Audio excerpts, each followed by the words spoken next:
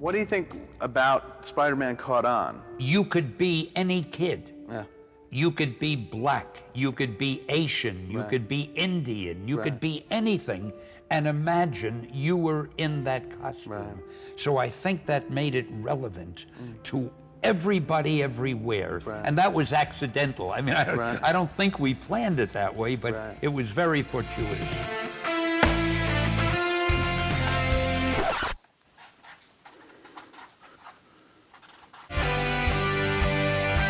Holy shit, I love Spider-Man No Way Home. Or I think I love it. Jury's still out on if I want to just throw around the L word like that, but after over a year of leaks and rumors and speculation and hype, I prepped myself for disappointment and pretty good. And especially after that ending, this is the first time since 2016 that I'm genuinely excited for something involving this version of the character. The way that this movie ended off just screams potential, and I'm over here just crying for more. That was a typo. That was supposed to say screaming, but I'm just gonna keep it in. That final sequence, Peter sitting alone, looking out the window into the snow, his life having fallen completely to pieces, but still putting on the suit. Oh my god, that suit is perfect, by the way. I like the shininess, I like the blue, it looks so good! But still putting on the suit, going out and being Spider-Man regardless of what's happened to him is the most Peter Parker thing I have ever seen in my life. Now, since there's probably going to be a good while before we get any info about this next movie, I figured I'd throw my pitch out there for what the fourth movie in this series could be. And so that way when we do get info, I can do this all over again because I gotta keep that Spider-Man content wheel turning.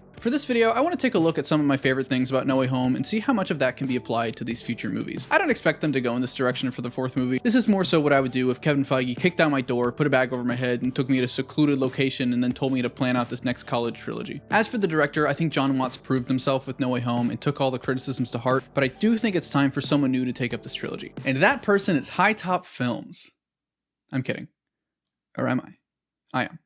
Also, we're dropping the home titles because that was never a good idea to begin with. What were they thinking? So here's my pitch for Spider-Man First Hunt. That's right, it's a Craven movie, baby! We open in the African safari in the blazing sun. A rhinoceros pounds its hooves into the dirt as it prepares to charge. A man stands in its path. As the rhino charges ahead, Craven the hunter places his fists around the horn and topples it to the ground. The beast heaves, its breathing slowing as veterinarians surround it to treat its fever. Sergei Kravinoff claps the dirt off his hands and he sighs. He's been doing this all his life, training to become the best, but there's no challenge for him anymore.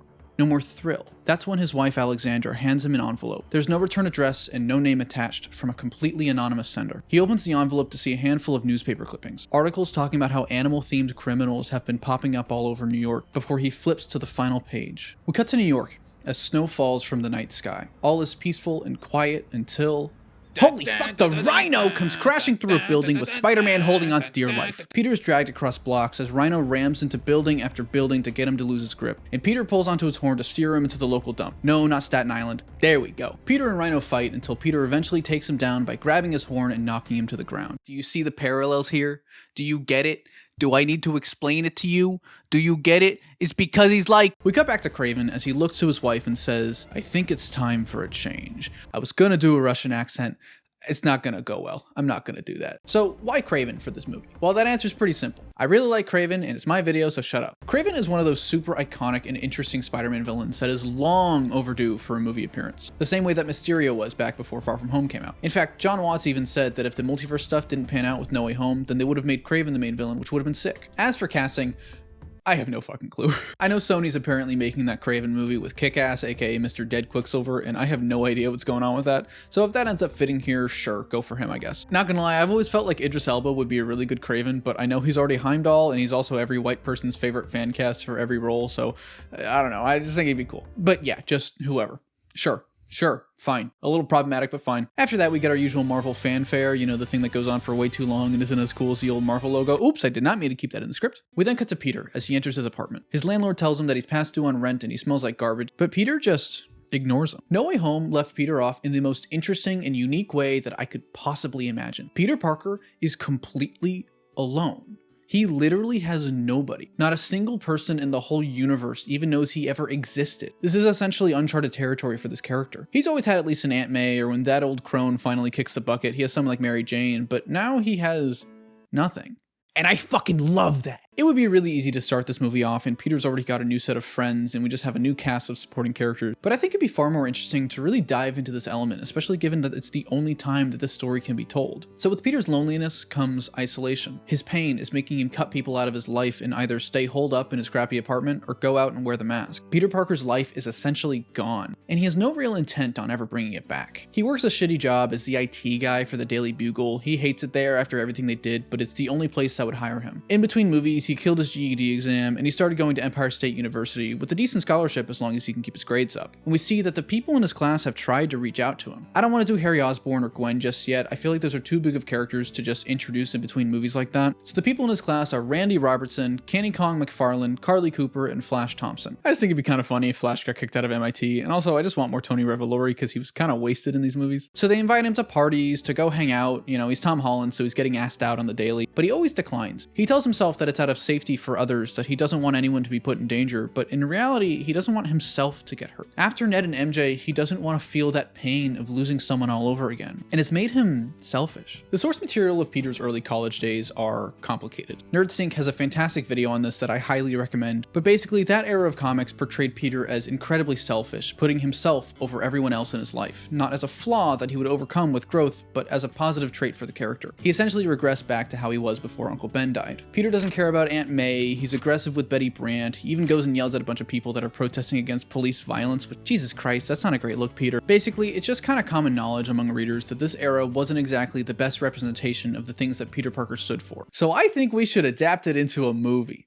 No Way Home managed to do the impossible. Somehow it took one of the most hated comics of all time, One More Day, and it made it good? How the fuck? And so now, with Peter at his lowest and most alone, this can be the time to tell this kind of story right. Peter Parker is not perfect. He's not the flanderized sweet golden boy that's never done anything wrong in his life ever. He can be flawed and make mistakes, and it's not caused by a symbiote or mind control or anything, but by pain and by trauma and by fear. And it can be his lesson throughout the movie to not be alone anymore, to not be selfish, and to let people back into his life, into Peter Parker's life. Peter ends up going to visit Aunt May's grave. Every day he goes and he talks to her, and if the Sony lawyers let us, maybe we'll show Ben's grave too next to it. Maybe, I don't know, it's really pretty easy. Just do that, and then I think most people would be satisfied. He goes and he talks about his day, his life, the people he meets, and the ways that he's living up to their legacy as Spider-Man and continuing what they stood for. And that's how we can frame some of these more complex ideas into the introduction through a little bit of narration. If we can't do that, we can also establish that maybe Peter's been filming himself at home to make up for the lack of social interaction he's been getting, you know, like a fucking loser.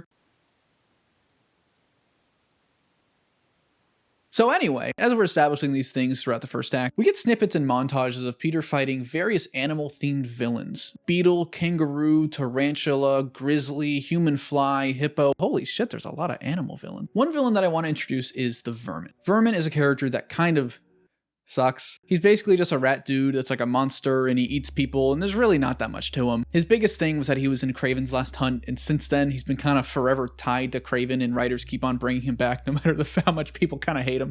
He sucks. But the reason I want to bring in Vermin is because I think he gives the opportunity to further explore an aspect of No Way Home that I really love. And that was how Peter's main motivation throughout the movie was to help out all of the different villains. Not by punching them in the face, but by actually trying to make them better. This is the perfect use of the Spider-Man character and shows a true and deep understanding of what makes Peter Parker special, and I really like that it was something that Peter had to figure out. It would be really easy to just have Peter regress as a character and revert back to a traditional superhero formula for the rest of the movies, but I would really like to further explore that idea of helping the villains, and not only the sympathetic ones, but all villains. It doesn't take a sob story or a family to make someone worth saving, especially when they're a victim of someone else and not in control of their actions. I think a fundamental part of superheroes is the idea that all life is valuable, and I think Spider-Man should be representing that. So Peter's chasing Vermin down the streets when he turns a corner into an alley and sees the monster knocked to the ground. And Kraven the Hunter stands above Vermin with a spear to his throat. Peter looks at this absolute beast of a man wearing a whole ass lion's face on his shoulders and, as expected, is a little put off. Peter's all like, "Hey, thanks for the help, but I had this handled, gabagool." Spider-Man's from New York, you know how it is. And Kraven's all like, "No you didn't," before he lifts his spear and tries to kill Vermin. Peter stops him just in time and is like, "Whoa, hey there buddy, he's just a regular guy, he didn't do anything wrong, it's not his fault. Hey, the New York Mets, I think they're gonna go all the way this year." Kraven gets I can't do this anymore. Kraven gives some shit about how he's a hunter and vermin is the prey and it's a law of nature, and he expected a natural hunter like a spider to understand that. And so because of this little itty bitty tiny disagreement about the value of human life, Peter and Kraven fight. Now Kraven surprisingly holds his own against Peter, using raw strength and tactics and tools that Peter's not used to from anyone he's faced. But at the end of the day, Kraven is just a man, and Peter's able to take him down because he's a Spider-Man. Do you get that? During the fight, Vermin escapes. Peter looks away and looks back, and then Kraven's gone too. Peter's like, oh, come on. Peter realizes that these animal villains can't just be a coincidence, especially when a guy named Kraven the Hunter comes up out of nowhere. Somebody has to be behind this for whatever reason. Where do all these guys come from? After making this connection, he starts investigating, and he goes to the one person he knows who might have the answer. Aaron Davis walks to his car at night. The single lamp that lit the empty street is smashed, leaving Davis in darkness. His hand is webbed to a car, and a dark figure stands behind him. Spider-Man interrogates Davis. He's scary, he's mean, he's effective. He's grown a lot in the last 4 years since they spoke. Davis doesn't know much. Peter never expected that he would, but there's been this guy going around, taking desperate people off the street, offering them a lot of cash, and the next day they come out as some crazy supervillain, either with a robot suit or genetically modified or some other crazy shit. And it's been hurting a lot of innocent people. During this sequence is when we're introduced to a character that I am dying to have in these movies. Felicia Hardy, aka the Black Cat. Black Cat is another great character that is long overdue to be in a movie. She was almost in Spider-Man 2 and she made it into the game, and she was barely in The Amazing Spider-Man 2, but that doesn't really count. I really like the Felicia Hardy character because she's this really interesting impact on Peter's life. Not necessarily being a bad influence, but pushing him in ways that are different from other romantic interests. Being that she first met Peter as Spider-Man and that's what she knows him as. And I think it'd be really cool to see that relationship explored throughout the college trilogy. As for casting, I've seen a lot of names get thrown around, but I was thinking Alexa Demie would be a really interesting Black Cat. She plays Maddie in Euphoria, a show that I don't know how I feel about it. I like it sometimes, and then other times I'm like, what are you doing? So who knows, really? And she does a good job of balancing the kind of snarkier, mean energy, but is also given moments of empathy and emotion that work really well. So we established that Black Cat is a recurring cat burglar, but she's only been stealing from like big corporations. And lately, she's been trying to investigate the same string of villains that Peter has. This is kind of a departure from the comics, but it can help us to understand Felicia a little bit more, and also give us some moments alone with her as she does her own stuff for her own story. Felicia wants Peter to work together with her to figure out what's going on. We can see that the two of them have some good chemistry together. Felicia is pretty flirty with Peter, but not so much that it comes across as gross, like tastefully flirty, you know? But Peter, being the angsty little asshole that he is right now, refuses, and he decides to do things on his own. He did get one piece of information from her though. The man that's been going around and taking people off the street, his name is Miles Warren, a scientist working at Roxxon Labs. It doesn't have to be Roxxon, there's like a million evil corporations in Spider-Man media. Just like throw a dart at a board and pick one. Peter's not sure why Warren is doing this or how high it ends up going, but he's determined to put a stop to it before anyone else gets taken advantage of. Throughout the second act, we keep cutting back to Kraven. After his fight with Spider-Man, he's completely embarrassed and ashamed. His wife Alexandra tries to console him, but even she doesn't agree with her husband's ideals about hunting human beings. He starts to train even harder, studying whatever footage and reports of Spider-Man that he can find so he can prove himself as the best fighter in the world. He starts to push his wife away to the point where she stands in front of him, suitcase in hand, and forces him to make a choice. She knows he's a good man, but this obsession is eating away at him and turning him into a monster. But Kraven doesn't listen, and Alexandra leaves him to fight his battle on his own. That's when Kraven is approached by Miles Warren. Warren tells Kraven that his employer is the same one that sent him the anonymous note. Warren offers to help Kraven with his little spider problem by giving Kraven powers he could only dream of. With his help, Kraven can be the ultimate hunter. So Peter goes to investigate one of Warren's labs. He sneaks in through the ceiling and starts to go through all the different projects, animal experimentation, weapons manufacturing, all the same stuff that's been going out to people on the street. As he's searching, he finds a small metal container. Peter opens the case and we see a small piece of black goop that was being contained. Before Peter can really react, Black Cat drops in behind him, also investigating Warren's lab. As Peter turns to look at Felicia, the goo quickly comes alive and jumps out of the case onto the floor before attaching itself to the bottom of Peter's shoe. Not noticing that it escaped, Peter closes the case and begrudgingly agrees to work with Cat to figure out who's funding the lab. They start going through the lab's records and files, and Felicia starts to talk to Peter. And here we can learn a little bit more of her backstory. When she was younger, her dad went to jail, and ever since she's been on her own, stealing to survive. We also established that she was one of the first people that Warren did experiments on, giving Felicia her own powers, and she wants to stop it so nobody else ends up like her. Before they're able to get the information that they need, an alarm goes off and they're forced to escape from some guards together. Maybe here we can get like a little action scene showing off how good of a team they make. During this, a piece of Peter's costume is torn off and left behind before they escape and end up on a rooftop outside. Felicia again suggests that they start working together on this, but Peter, still hurting after losing Ned and MJ, tells her he works alone and doesn't need anyone else. Felicia, frustrated with Peter and his stubborn bullshit, just lays into him, calling him out for not being a friendly neighborhood Spider-Man anymore. Once he started dealing with Avengers and these big threats, it seems like he gave up on the little guy, and she's giving him the chance to make up for that. It gets to the point where she's just like, fuck you man, I'm over this, before leaving Peter on the New York rooftop alone. Don't call me. Don't come by my house. We're done. We cut back to Kraven at another one of Warren's labs. Warren uses the DNA of every known hunter in the animal kingdom, combined with stolen leaves of the heart-shaped herb from Wakanda to give him his powers. That's a little reference to, imperialism there. It doesn't turn him into a big furry lion man or anything, that'd be weird. Instead, it gives him supernatural strength, speed, senses, everything he needs to be the most dangerous hunter on the planet. I'm giving these characters powers because we established that Peter's really strong in this universe. Warren learns that there's been a break-in at one of the other labs. While there, the guards hand Warren the piece of costume that Spider-Man lost, which Kraven can smell Spider-Man's scent all over. Warren hands Kraven the piece of cloth, and Kraven begins his hunt. After his fight with Kat, Peter shows up to the cemetery. What Felicia said was starting to get to him, and he needed a space where he can think things through. He stands over May and Ben's grave before his spider sense starts going crazy. In the blink of an eye, Peter's hand jolts up to catch something. A large, poison-tipped spear that was heading straight for his head. Kraven the Hunter drops down from the trees, and Peter's spider sense won't stop going off. But that's not right. He took down this guy no problem last time. Kraven lunges at Peter with such speed and strength that it completely catches him off guard. I want Kraven to be a total powerhouse, almost Hulk level of sheer strength. He just beats the absolute living shit out of Peter, flinging him around, slamming him to the ground, just completely destroying him. Peter gets some good hits in, but this amount of power and wits is just something he's not ready for, especially by surprise. Kraven stabs Peter through the leg with his spear. Peter screams in agony as the poison starts to paralyze him. Kraven goes on to say that spiders are renowned hunters, but Peter is nothing more than a man, and Kraven is going to prove that he's the greatest hunter in the world. As Peter's screaming in pain, the only thing he can focus on is May's grave. She's okay. Everything is okay. Kraven notices that Peter's attention is elsewhere, and so he grabs a shovel. As Peter's vision starts to blur, Kraven says that Peter doesn't deserve an honorable burial, but he'll give him one anyway. Peter is screaming at Kraven, his words slurring, begging him not to. Kraven takes the shovel, approaches May's grave, and he begins to dig. Peter gasps for air. He opens his eyes, but he's greeted with nothing but darkness. Unsure how he's still alive, Peter places his hand in front of his face and meets wood. The camera pulls up through 6 feet of dirt and into the rainy night air to reveal a gravestone. May Parker's gravestone. Peter starts to panic before breathing a sigh of relief. She's not here. Kraven must have switched the coffins.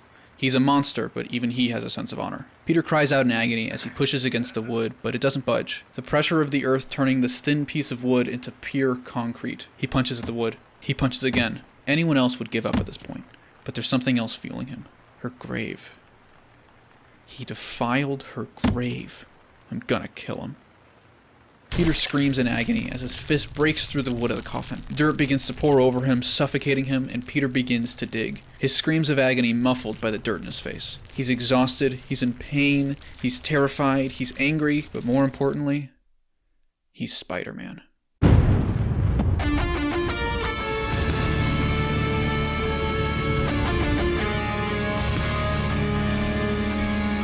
Out of breath and furious, Peter looks down at his hands, at this new suit, and he feels the power rush through him. He starts to piece things together. The lab, the container, this thing must be some nanotech and it healed him from the poison. But he doesn't have time to think about it right now. Because now, he's on the hunt. We cut to Kraven, who after defeating Spider-Man, goes to find his lost wife. He catches her in an airport before she gets on a flight back to Africa, and he tries to reconnect with her. He tells her he did it. He finally beat the spider. And Alexandra is disgusted with him. Hunting human beings, experimenting on himself, burying a man in his mother's grave. Alexandra is horrified at what Sergei has become. Before they came here, he was a good, kind man. He cared for animals, valued life, but now this city, this mission, has turned him from that good man into a monster. Kraven tries to talk to Alexandra to assure her that he's finished, that it's done, but she wants nothing to do with him. And without another word, she leaves him. Kraven, heartbroken, looks to a nearby newspaper stand, where he sees a front page titled, "Vermin, on the Loose." Kraven clutches the newspaper in his hand. His last mistake, his only failure. He knows what he has to do. So Peter finds Felicia. How does he find Felicia? That's a really good question. I have no idea. But he finds her and he asks for her help. Felicia gives him shit, saying that he thinks he can just show up in some new suit and act like he cares about anybody but himself, and she's not going to fall for that, especially since it's clear that he's only doing this for personal reasons. Peter tells her that she's right about all of that, but if they don't work together, then innocent people are going to get hurt, and he knows he has a responsibility to stop that. Kat agrees to help him, and the two try and figure out Kraven's plan. Peter remembers that Kraven said something about proving he was the best hunter, and he puts together that he has to be going after Vermin. Vermin is probably the biggest victim of Warren's experimentations, a regular guy turned into a monster with no control over his actions, and Kraven wants to kill him for sport. From here, Peter and Felicia try and track down Vermin before Kraven can get to him. They pull up social media feeds, schematics of the city to see where he's been going. Felicia is like the new guy in the chair, except she's a girl and she's standing. It's a complete shift in the dynamic, guys. We're not ready for this. They figure out that Vermin is regularly seen going underground in one area of the city, down into the sewers of Staten Island. They travel through the sewers and they find Vermin just in time to save him from Kraven. And here we get this really cool big action scene that everyone got mad at me for not having in my Amazing Spider-Man 2 rewrite, where the symbiote as well as Kat's help allow Peter to get the upper hand over Kraven. But Peter, fueled by rage and anger, doesn't stop the fight. He continues to punch Kraven while he's down, over and over and over again. Kraven is a bloody mess, egging Peter on, begging him to put him out of his misery and prove that the spider is the superior hunter. Before Peter can land another punch, Felicia grabs his arm and stops him. The fight is over. It's done. Peter falls to his knees, out of breath, and starts to calm down. No Way Home did something that I fucking loved. It put Peter through so much emotionally that it pushed him to his breaking point, nearly killing Green Goblin. It showed that this version of Peter has genuine anger issues and rage inside of him, and that has the potential to go somewhere dangerous. You could say that the decision with the grave is a bit too far, and I admit it probably is. I don't expect them to actually do that, but it's a quick and simple way to get the audience on the side of Peter and absolutely hate Kraven. And so that way we're with him in this moment and we understand why he's doing this. The same way that I want these movies to continue the themes of No Way Home, I want to continue pushing Peter like that until we see what his breaking point is. At first it may seem like we're retreading the events of No Way Home, but I'm doing that as an intentional choice. Last time it was Toby who stopped Peter from killing someone. This time it was Felicia, but what would happen if nobody was there to stop him? We cut to the inside of someone's private office, a massive window overlooking the entirety of New York. Shell companies, rent prices, crime waves, everything leads to one person. One kingpin of crime. From the darkness of the ceiling, Spider-Man appears. Peter says to this mysterious man, "You know, your buddy Warren wasn't so talkative with the cops. Good thing I have a way with words,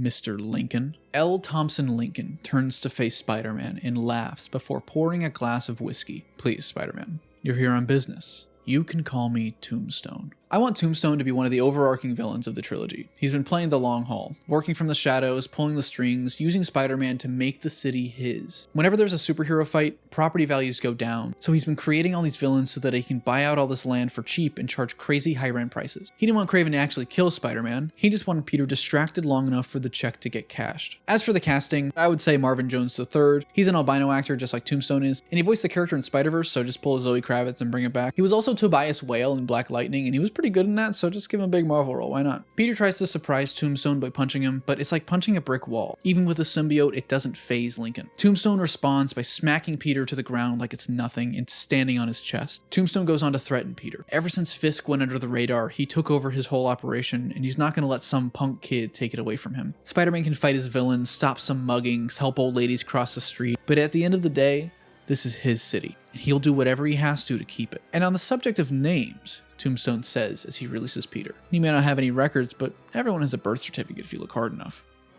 Mr. Parker." Peter is silent. Without another word, he leaps out of the window and swings away. We then cut to Felicia's apartment as Peter lands on her balcony. The two of them look at each other in silence. Sure, they work together to stop Kraven, but what's next? Is Felicia going to go back to stealing diamonds and Peter sulking in his room, the two of them destined to work alone? What a lot of people may not know is that during that initial run of Spider-Man comics, co-creators Stan Lee and Steve Ditko weren't working together the whole time. It definitely started that way, with Stan plotting the books and writing dialogue, and Steve doing the art, and the two of them created the most important and special Spider-Man stories ever told. But over time, Steve decided he preferred working alone. So the two of them started to grow apart and work together less and less until eventually they stopped communicating altogether. And it was this era of Spider-Man comics where Peter started to regress as a character and be selfish. Stan eventually came back to work with artist John Romita Sr. and deliver even more incredible and classic tales, but by then his relationship with Ditko had been completely ruined. Now, I am not trying to disrespect the legacy of this run or of these legendary creators, but the story of these incredible people drifting apart entirely for the detriment of their most impactful character is kind of heartbreaking. It was their collaboration that made Spider-Man special, that gave him his heart. The two of them, together. Peter takes off his mask. Hi, my name's Peter Parker. Black Cat smiles. Felicia Hardy. Before Peter can say another word, Felicia grabs him and kisses him. The music builds, and we cut to Spider-Man and Black Cat leaping and swinging across rooftops. The two of them in perfect harmony as Peter finally remembers what it's like to not be alone, soaring through the night sky together. Oh wait, fuck, I forgot the credits scene, because you know it's not a real movie unless there's a credits scene, ha ha ha. Alright, so earlier in the movie, Rand Robertson invited Peter to his New Year's party. Peter initially said no, but we see that he's changed his mind and is there with all of his classmates, finally getting to know them. He even brought Felicia with him and everything. He's wearing the t-shirt from his old high school, and Flash is all like, I don't remember you at all, but you know, he doesn't really think much of it. Then there's a knock on the door, and Rand asks Peter to go get it. Peter gets up and makes his way to the front door and opens it. And it's Ned Leeds, surprise! He's the Hobgoblin now. He comes in throwing a bunch of pumpkin bobs, everybody's dying and is going, ah! And he's like, I'm the CEO of sex, remember my name. I think I woke my parents up with that joke. Peter opens the front door and he sees her. Her hair is dyed, she's dressing differently, but still, it's her. MJ Watson. MJ looks at Peter, down at his shirt, and then over at Felicia, and laughs. Woo! Face it, Tiger, you just hit the jackpot. Peter looks at MJ, and then over at Felicia, and then back at MJ. Oh, fuck.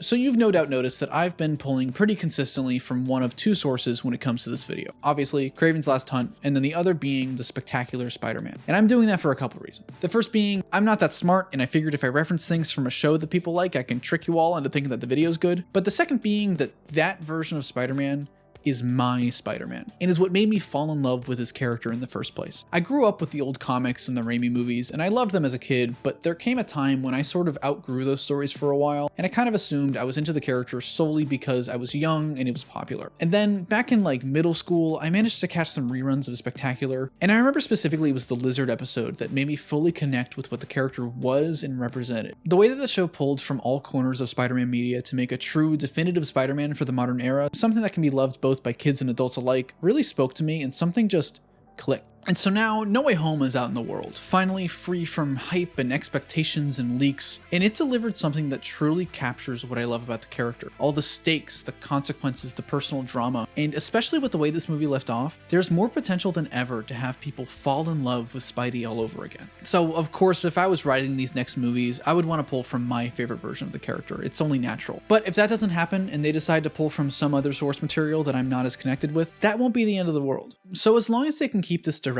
that they've set up and continue these stories of consequences, pain, and personal loss, and a hero that keeps getting back up to do what's right regardless of how much the world knocks him back down, I'll be perfectly satisfied. And millions of people can watch these movies about this fantastic, fantastic character, and we can all say, holy shit, I love Spider-Man.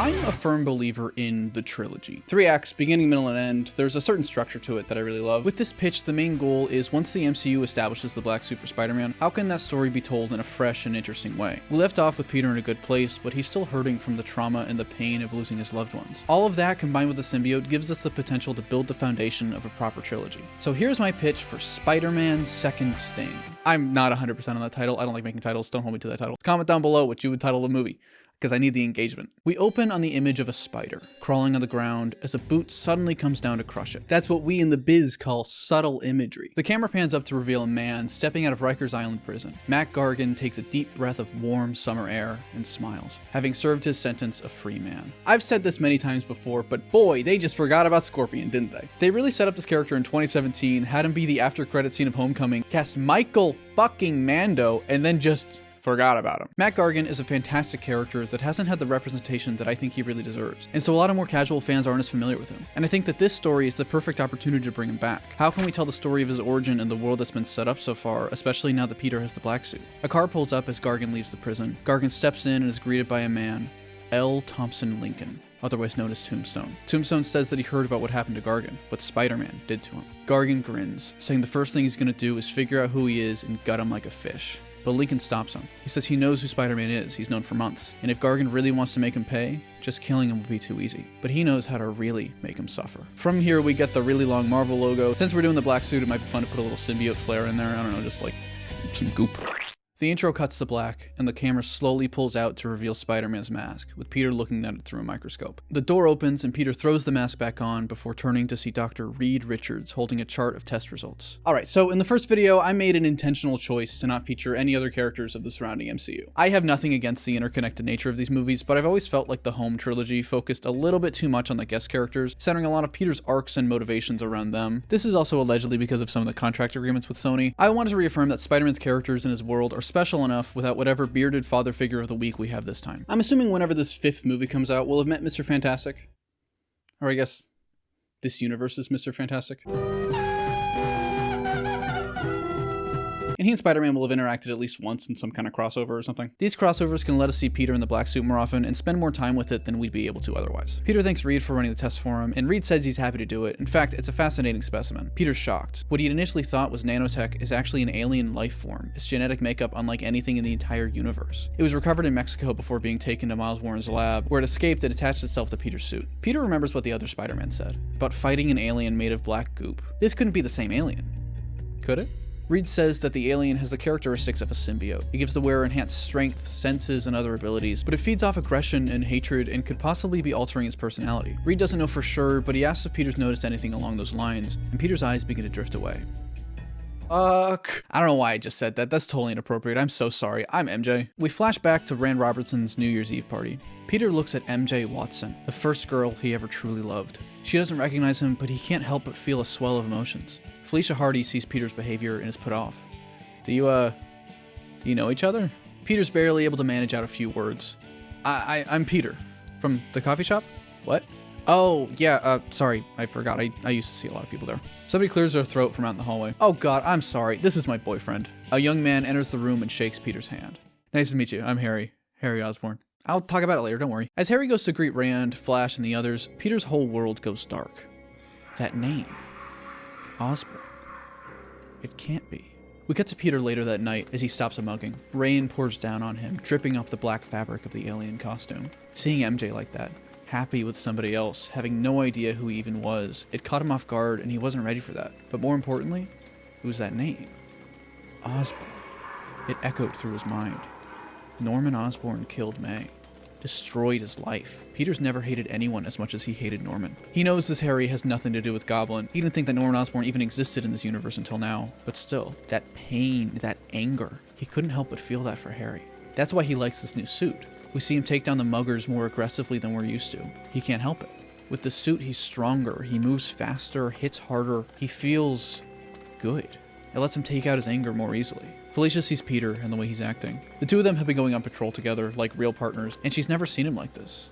So aggressive. And she asks him what's going on. Peter doesn't tell Felicia about MJ. He figures it's too confusing and he would just push her away. But he does tell her about Norman, about the way he ruined Peter's life by forcing him to use Strange's spell, and how meeting Harry brings all that back to the surface. Felicia can see how much Peter is hurting, and she tries to comfort him. She puts her hand on his shoulder, but Peter pulls back.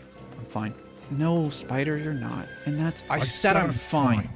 We cut back to Peter in the Baxter building. Peter snaps out of his daydream. No, not that I can think of. So with it being a black suit storyline, this movie is really the opportunity to explore some of the darker aspects of Peter's character. Most of his appearances have kept things light for the most part, but his actions at the end of No Way Home showed us that there's some real anger and darkness in him. I hinted at it in the previous part, but now I think it's time to be addressed. Peter's been living a life of trauma and pain. He's always held his head high and never let it burden him, but when does it become too much? What's that breaking point? And how serious can a YouTube video about Spider-Man be before people eventually click off?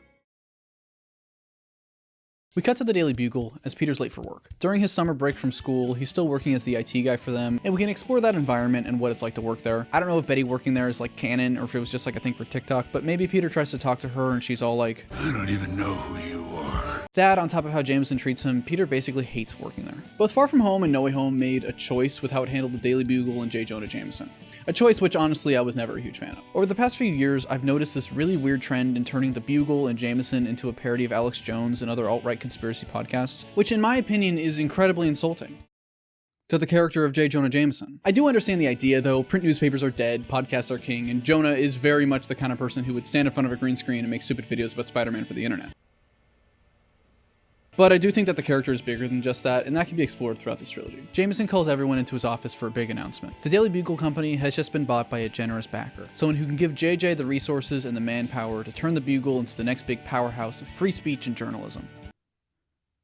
Hey, wait a second. And that man is L. Thompson Lincoln. Peter's heart drops. Lincoln puts on a warm smile, gives a speech, putting on this persona of a soft, kind-hearted billionaire, but Peter knows who he really is. We cut to Lincoln's office later that night, in a high-rise above New York City, as he talks to Matt Gargan. Gargan's experience as a weapons dealer is making it so he's not used to following orders, especially from people he barely knows, but Tombstone holds the idea of Spider-Man's identity over Gargan's head, using Gargan's need for revenge as motivation to stay in line. On that topic, I had a lot of people telling me that Peter's birth certificate doesn't exist anymore because of Doctor Strange's spell, which might be true because he clearly doesn't have any school records anymore, but he's able to get an apartment and exist in society, so I just kind of assumed there's at least a little bit of stuff left. And I think it'd be interesting to explain that Doctor Strange's spell didn't explicitly get rid of all the documents, but instead put them in a different location that Tombstone had to go and find. After Gargan leaves the room, Tombstone turns to see Spider-Man at his door once again. Peter confronts Tombstone about buying the Bugle. Tombstone says he needed a way to keep tabs on Spider-Man, and plus, public image is a powerful weapon. Something big is coming, he can feel it. A turf war to shake up all the organized crime in New York, and having the press on his side will be useful in keeping Lincoln as the kingpin of crime.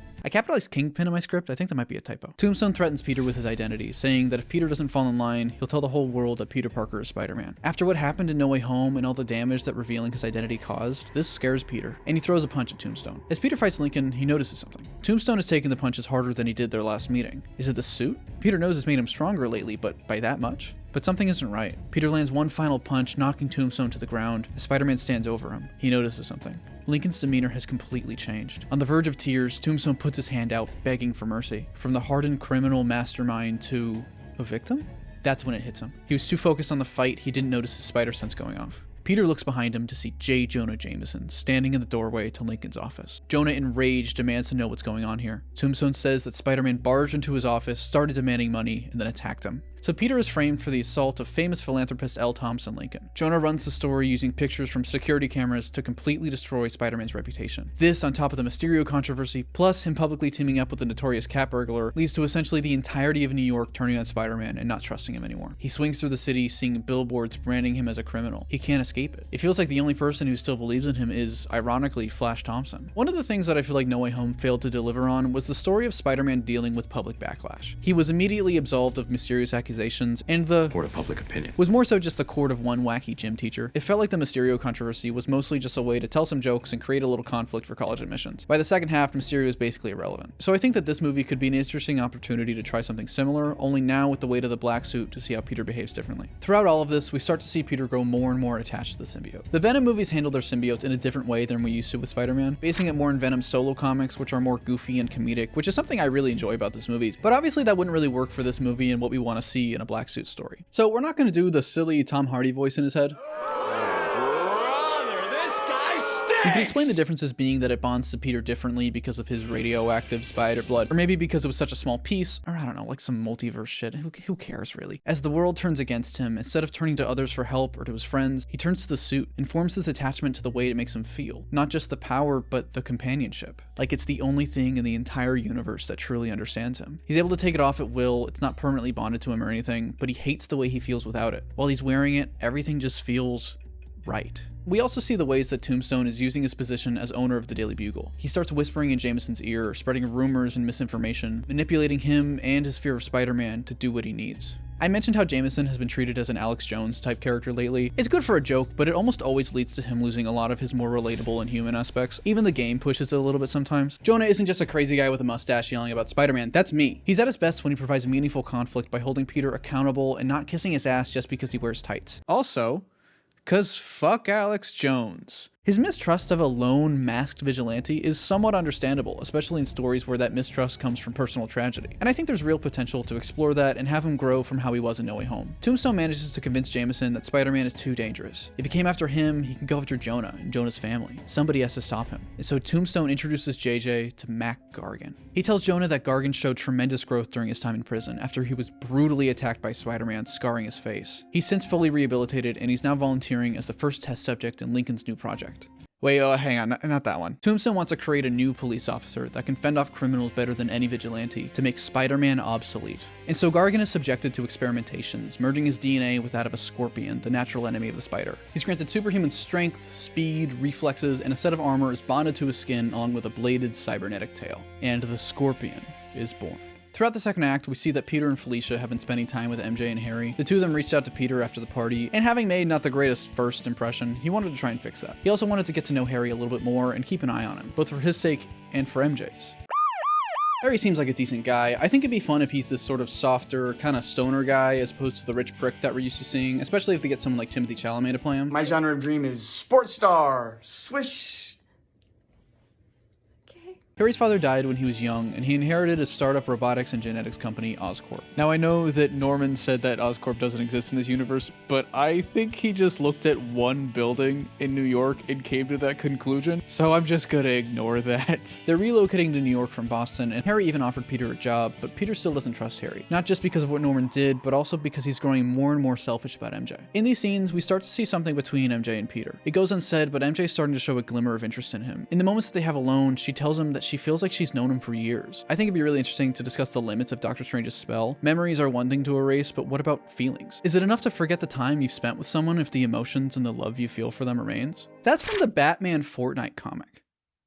Think about that for a second. The time that Peter spends with MJ leads to him not spending as much time with Felicia. It's not like Peter doesn't care about Felicia, he really does, but he just can't help his feelings for MJ. And this absence is something that Felicia's become very aware of. You see, throughout the movie, Felicia's been dedicating her time to figuring out more about this turf war that Tombstone's preparing for. She follows him, interrogates people, listens in on conversations. Basically, she does all the cool spy stuff that Sony wanted to do with that Black Cat solo movie that's probably not happening anymore. On an unrelated note, El Muerto is going to be the best movie of all time, just you wait. Peter will sometimes help her with the investigation, but overall he's absent when she needs him. No matter how hard she works, how much she does, there's always one piece of the puzzle missing. What could be so big that Tombstone would need to do all of this to prepare for? And what does the Scorpion guy have anything to do with it? As Peter's forced to avoid any more bad press as Spider-Man, we see that Scorpion has been playing hero, saving people from burning buildings, stopping bank robberies, saving cats out of trees, all while stopping and smiling for the cameras. He even gives himself a fucking catchphrase. To the press, it really seems like the Scorpion is the hero that Spider-Man never was. But in the wise words of Alex Russo from the hit Disney Channel show Wizards of Waverly Place, everything is not what it seems.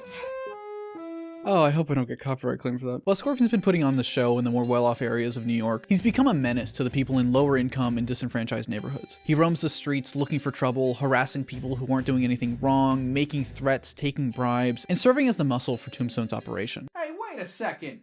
While Peter and Felicia are out on patrol, they catch Scorpion as he's holding up a mom-and-pop liquor store. They step in to put a stop to it, and Gargan and Peter exchange some words. Threats. The words are threats. Gargan resents Spider-Man for what he did. Not just for putting him in jail, but he blames him for throwing him off the ferry and scarring his face. He says if anyone else pulled that shit, they'd get charged with assault and branded a criminal for the rest of their life. But put on a pair of tights and cover your face, and you're a superhero. That's why he likes being the Scorpion. He can smile, put on a pretty face, and nobody will bat an eye when he finds out who Spider-Man is and kills all his friends. He hasn't figured it out yet, but it's only a matter of time.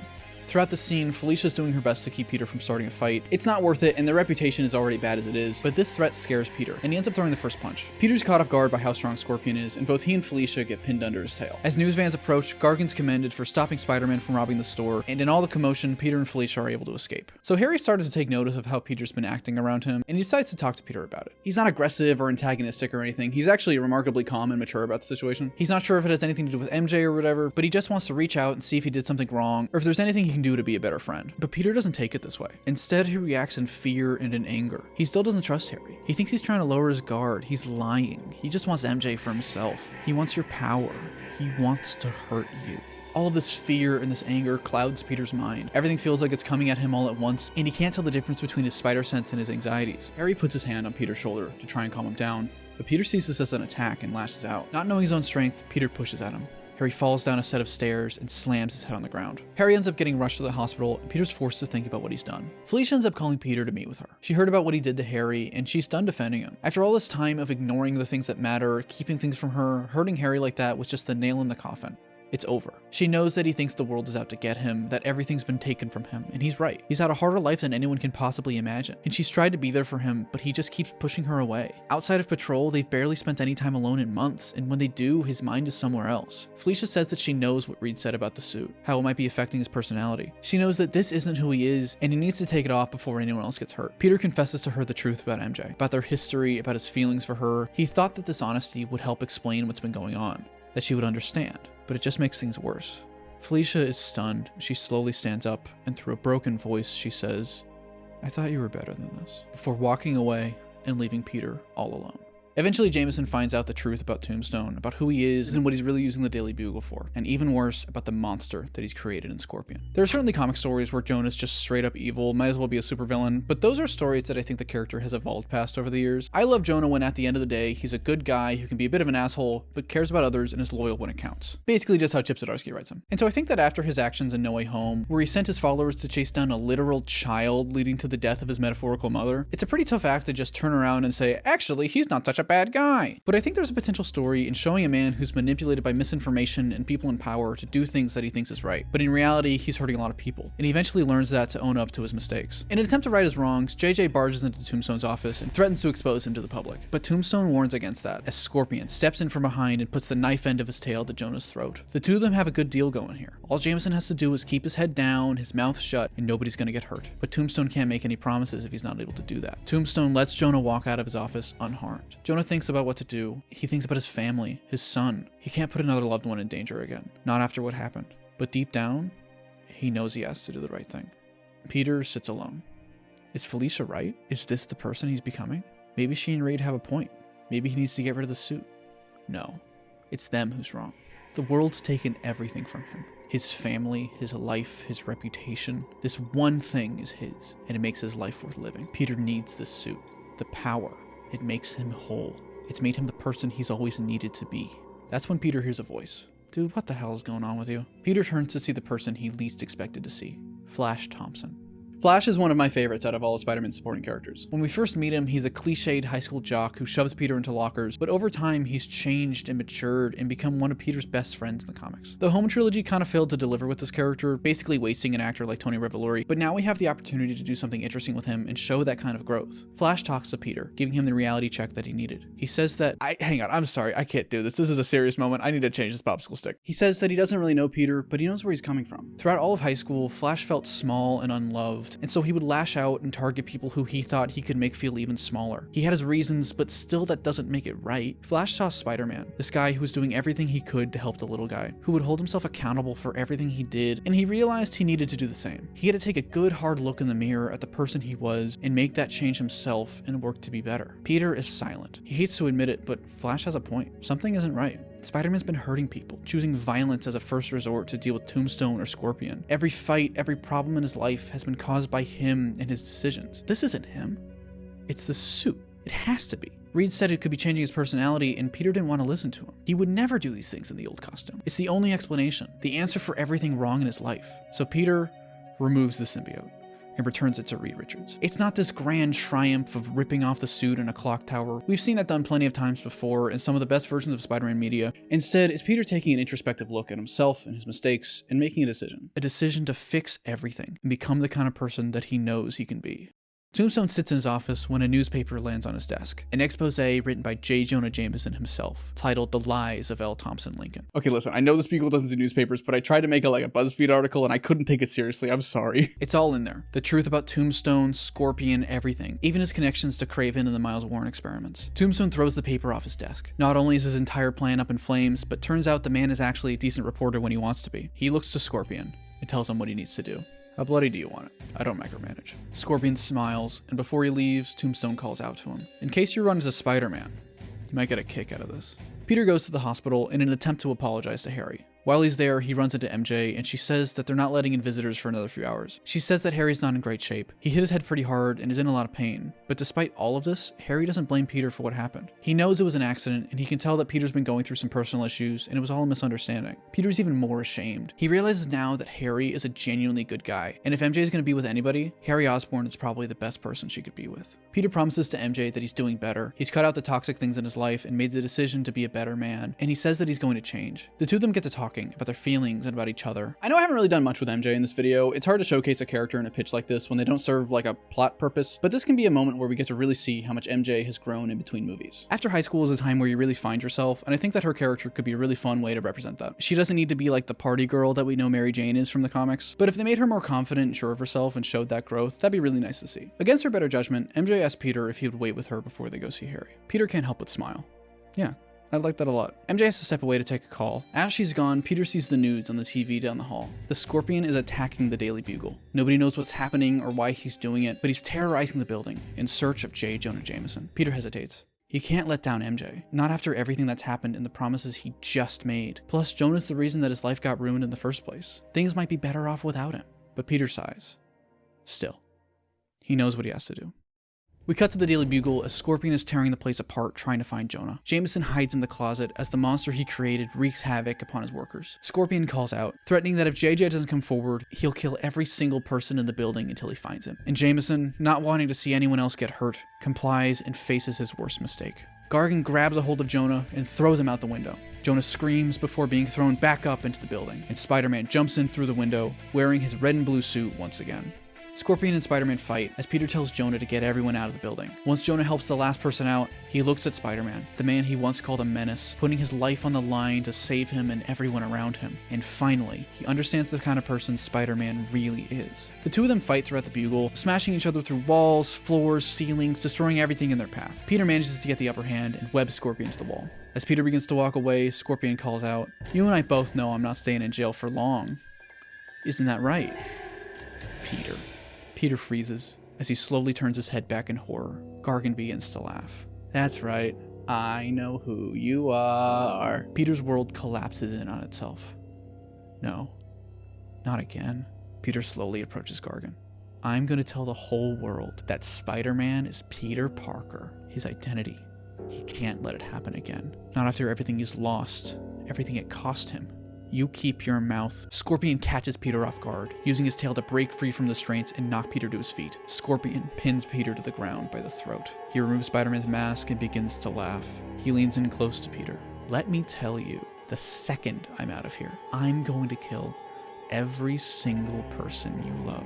All of your friends, your family, that little girlfriend of yours. I'm going to personally cut their throats and watch the life leave their eyes while they know it's your fault." Peter screams out and is able to break Gargan's hold. The punch smashes Scorpion's helmet, revealing his face. Peter shoots out a web and pulls a broken pipe from the damaged wall. He slams the pipe into Gargan. Again and again, sending him to the ground. Gargan cowers in fear, but Peter doesn't fall for it. Peter cries out in anger, and with every last ounce of his strength, slams the pipe into Gargan's jaw.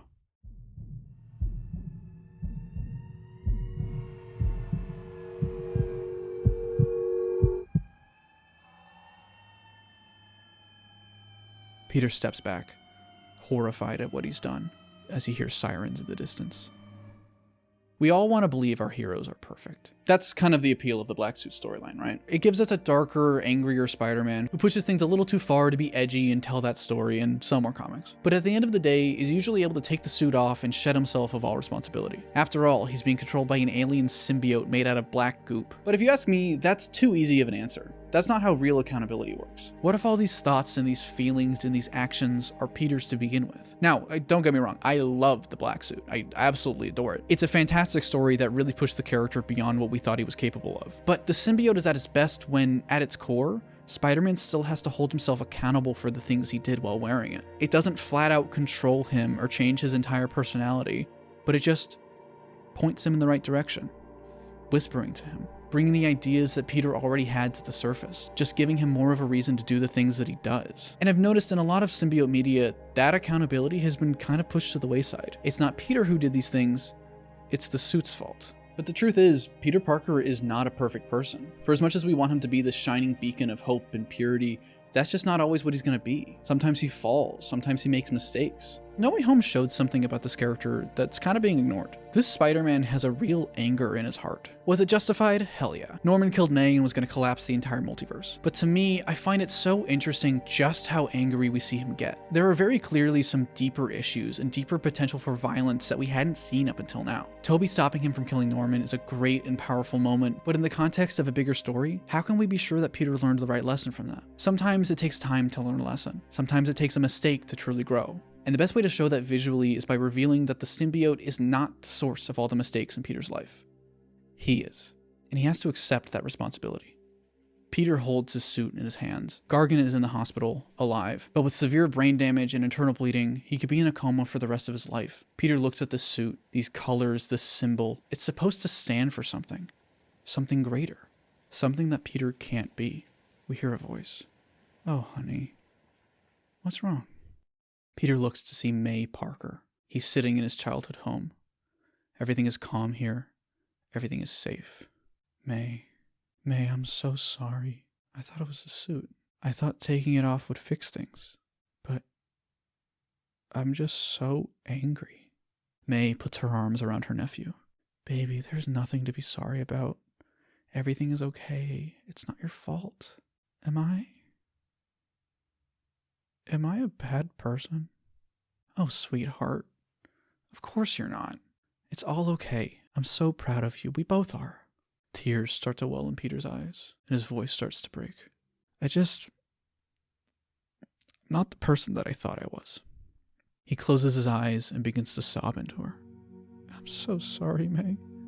We get a montage showing the people in Peter's life, the people that he's failed. Felicia stands on a rooftop. MJ sits in her apartment alone, Harry in the hospital bed. Jonah stands in what remains of his office after Scorpion's attack, after the monster that he created. A box sits in the center of the room. I'm sorry. I can't do this anymore. Jonah opens the box to see Spider-Man's costume. I can't do this.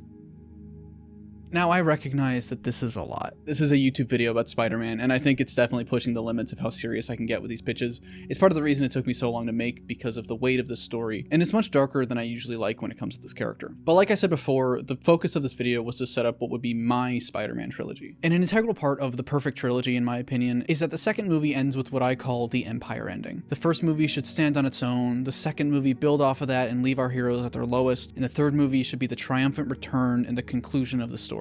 It's a basic 3-act structure that's bigger than just one movie and necessary for a longer, cohesive story. You might think that Peter hurting Scorpion like that while wearing the classic red and blue is too dark, and I don't disagree with that. I've honestly gone back and forth on it a few times while making this, but I think it's an integral visual to represent both to the audience and to Peter the mistake that he's making in that moment. Peter's made a lot of mistakes in the comics without wearing the black suit. He's killed people, hurt his loved ones, all while wearing the classic red and blue suit, and we've all forgiven him for it, because he's a fictional character and because we know his intentions are true, but those mistakes still haunt him, and their motivation to always improve himself and be better. And to me, that capability of growth is the true sign of a genuinely good person. If the last trilogy was about being a high schooler, this trilogy is all about that period in your life when you transition from being a kid to being an adult. Speaking from my own experience, once you graduate high school and once you turn 18, things seriously change. Your entire life you have this safety net that your family will help you out, or at the very least that legally as a child you'll be judged less harshly. But once that's gone, and once you're out in the big world and forced to fend for yourself, that's a really scary place to be at in life, especially if you don't have anyone to help you through it. Your flaws are your own and you have to own up to that. Regardless of the reasoning or what got you to that moment, you have to own up to your mistakes.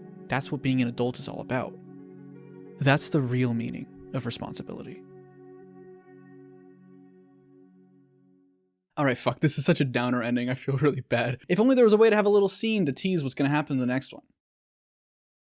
So anyway, here's the credits. We see Felicia Hardy standing on the rooftop above New York, waiting for someone. A voice calls out from behind her. Is he coming? Felicia looks to see Matt Murdock, Daredevil, standing behind her holding a file. He's done. Quit. Oh, that's a shame. I get it, I've been there. But there's a war coming. Daredevil hands Felicia the file. She opens it up to see a photograph of Wilson Fisk, alive and well. He's back, and we're gonna need all the help we can get.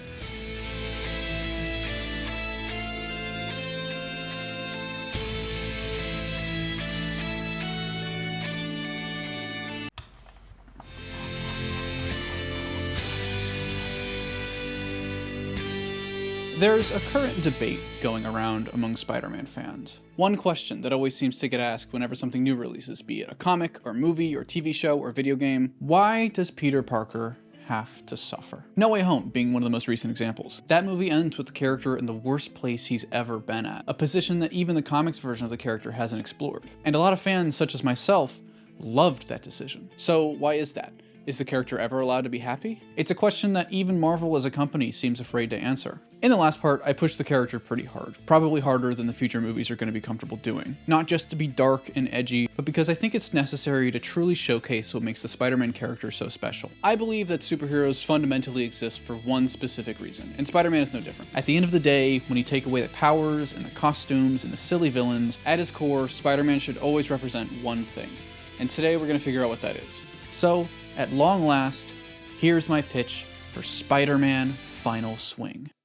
We open on a newspaper, a blurry picture from the front page of the New York Bulletin years ago, the first recorded image of the Spider-Man. We pull back to see a wall filled with similar paper clippings, everything about Spider-Man. There's photographs, artwork, unofficial merchandise, even souvenirs from different battles and villains. A piece of the Vulture's wing, one of Mysterio's drones, Shocker's glove. It's all there. A young boy, no older than 10, puts one last clipping on the wall. A front page article titled, "Where is Spider-Man?" From there, we get the Marvel logo and... Actually, wait, hang on.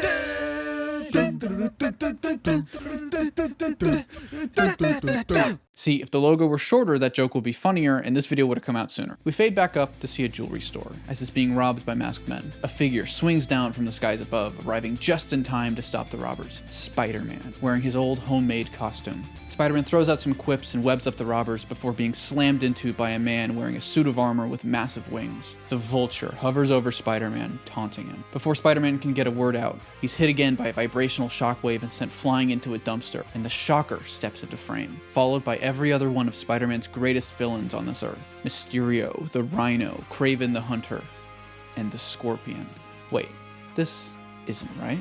He doesn't have time to think about it now. Spider-Man fights off this sinister six, and they all go down without too much trouble. Without a care in the world, he takes down all his old villains before sending one last punch at Scorpion. The world goes quiet as his body hits the ground without a sound. Spider-Man looks down at his hands to see a pipe.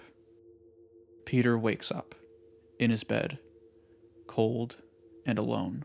He sits up, out of breath from the nightmare. He looks over at his nightstand to see the newspaper. Where is Spider-Man? Before lying back down and looking at the ceiling. It's been 2 years. He wishes it could be that easy. He wishes he could go back. But he knows he can't. We cut to the inside of a warehouse. A long table sits in the center of the room, its chairs filled with various members of organized crime. The Yakuza, the Albanians, the tracksuit mafia, even Ned Leeds, the CEO of Sex himself, is here today. Is that joke still funny? I feel like it's not funny anymore. It's been like forever. Even some lesser knowns are there, like Roderick Kingsley, a lower-end billionaire dipping his toes into the crime world, and a woman with dark hair and glasses who nobody seems to recognize. Representatives from all factions of New York's underworld have been called today. But for what?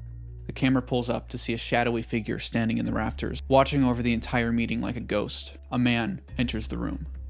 Lonnie Lincoln, otherwise known as Tombstone. Ever since Jameson's article, Tombstone's lost almost all of his credibility with the public. That, on top of numerous ongoing investigations about him, he's lost nearly all of his control in the city and the respect of the other crime lords. They don't treat him like the Kingpin anymore. But that changes today. Tombstone places a small holographic projector on the table. A 3D image is projected for all to see. A container of black ooze that seems to move as if it's alive. The symbiote. And Tombstone plans to steal it. It's still safely within the care of the Fantastic Four after it was given to them by Spider-Man 2 years ago. That's where the special guest comes in. Reed Richards enters the room, and a hush falls over the crowd. What happened to Mr. Fantastic? Has he gone bad? Is he being blackmailed? Richards smiles before his face shifts and changes to reveal the Chameleon. I fucking love the Chameleon. He's such a unique bad guy that's so street level and grounded for Spider-Man and keeps the audience on his toes all the time. He's so much fun and I get so excited whenever I see him. And it's a shame we haven't seen him in a movie until now. No, he doesn't count. I'm not going to give Far From Home that win. The MCU's already introduced those face-changing things. So for this, we're going to be pulling from some of the modern stuff and giving him powers to differentiate him a bit. I also just realized that Mr. Fantastic can change his face too. So that reveal doesn't work as well as I thought it did.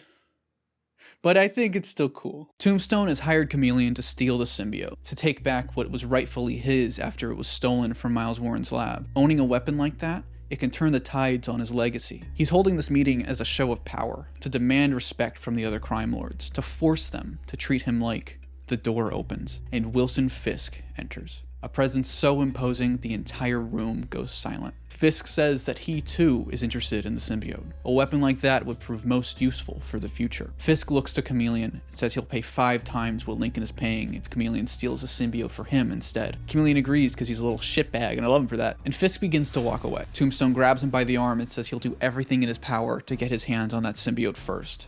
Fisk glares at Tombstone. It's all just a game of chess, Mr. Lincoln. I gotta work on my Vincent D'Onofrio impression, okay? As everyone leaves, the dark-haired woman turns a corner, and Felicia Hardy takes off her disguise, as a figure drops down in front of her from above. Daredevil stands before her, wearing a modified version of his red armor. Did you get all that? Just about. This is bad news. We need his help. No, we don't. We can handle this on our own. Felicia. We need Spider-Man. In the 2 years since Peter's worn the suit, he hasn't quit helping people. I think that would be too much of a regression of the character at this point. He still wears a single web shooter for emergencies, so if he sees someone in trouble, he'll help out and get out of there before anyone sees his face. But he doesn't go looking for trouble. He doesn't suit up, go out on patrol, or stop big-level supervillains. He leaves that to the 100 other heroes that live around the block. Sometimes there are days he forgets he even has powers. Peter's in his last semester of ESU, and has been working at Oscorp for the last 2 years. Once they fully relocated to New York from Boston, he took Harry up on his offer of a job, and the two have grown really close. Peter still feels awful about what happened, about what he did to Harry. He was in the hospital for weeks, and he still has migraines he has to take this expensive medication for. But Harry says time and time again that he's not bothered. He knows it was an accident, and if a couple pills is the price to pay for a new best friend, he's happy that it happened. Harry and MJ aren't together anymore. It was a pretty mutual breakup. The two of them were just going in different directions and it wasn't really working. And so they haven't really spoken in a while. But Harry mentions that he thinks she's back in town. She never really liked Boston that much, so she's moved back full time, and he suggests that Peter give her a call. But Peter brushes it off. He hasn't talked to her since he ditched her at the hospital, and he knows she deserves better. She deserves a good person in her life. Harry says that Peter's gonna have to let himself be happy one day, but Peter doesn't think so. To him, Peter Parker can never be happy. I feel like I might be trying to say something about the current state of the character. I don't know what, though. As Peter comes back home into his apartment, we see a figure standing in the darkness. Peter's spider sense has gotten a little rusty, and he doesn't notice the man at first. Peter Parker? Peter jumps and turns on the light to see Daredevil standing in the room. Or should I call you Spider-Man? Peter tries to brush it off, not knowing what he's talking about, but Daredevil sees right through this and throws a billy club right at Peter's head. Peter's reactions kick in, and he catches the club just in time, shooting a web out as a counter without thinking. And Peter sighs. We cut to the two of them sitting on the balcony. Daredevil figured out who Spider-Man was a few years back, a little after the events of No Way Home, so he still remembers it, but being one of the few heroes with a secret identity, he didn't come knocking out of respect. But now he needs his help. He tells Peter about Kingpin's return to New York, how Tombstone is reacting to it, and most importantly, what they're both after. The symbiote. Peter's heart drops. He'd thought that the symbiote was controlling him, when in reality it was just bringing out the worst in him. He remembers what it was like to wear it. All of that power, in return feeding off your pain and your anger. If someone like Fisk or Tombstone were to get a hold of that? No, he can't. After what happened, he can't get involved with anything like this anymore. And plus, seeing Felicia after all this time, it would bring back too many bad memories. Peter tells Daredevil that he's retired, and if he were to get involved, things would just end badly, and he'll just get more people hurt. Daredevil says he understands, probably better than anyone. He says if Peter changes his mind, to stop by Fogwell's gym at any time. Peter goes to the hospital. We're not sure why until he steps into the room of Mac Gargan, still in a coma after what happened, after what Spider-Man, what Peter did to him. Since he's in the hospital, Gargan hasn't gone to trial yet, and so Peter stops by to visit him every week. Peter's not sure what he hopes will happen, that maybe one day, magically, Gargan will just wake up, and Peter can finally lift this weight off his shoulders, and things can be better again. But deep down, he knows that's never gonna happen. We learn that Peter's been paying Gargan's hospital bills for the past 2 years. Even with his new Oscorp paycheck, it's been tough, but he feels like it's the only thing he can do to make up for what he did. It's the one thing he can control. Peter's phone rings, and he sees the call is coming from the person he least expected to hear from today. J. Jonah Jameson. Peter picks up the phone, and Jameson tells him that Peter has to stop by his office. Something about an old paycheck. Peter hangs up and groans. After paying Gargan's newest bill, he needs all the money he can get right now, but he dreads even the idea of going back there. Not only is Jameson just going to give him a hard time about leaving, but he hasn't stepped foot into that building since that day. We cut to Wilson Fisk and Chameleon, sitting in a car as they drive through the city. Trying to pitch something that's so far into this hypothetical future is really difficult because Kingpin and Daredevil are clearly going to be big players of this next phase or whatever. And since we don't know what Marvel's going to do with the characters, it's really difficult to sort of plan out an arc or figure out where they're going to be at by the time this movie starts. Like how Fisk got out of prison and if he's still on the run from the law, or what the deal with Vanessa is and how that's impacting him. I'd like to see them adapt the Mayor Fisk stories from some of the newer comics, but since we don't know what their plan is, it's a little harder to go into detail with his story. So for this, as just as a placeholder, Kingpin's arc is going to be that he wants a McRib. And Daredevil's like, no, we can't let that happen. We can't let Wilson Fisk get a McRib, or else Hell's Kitchen's going to be burned to the ground.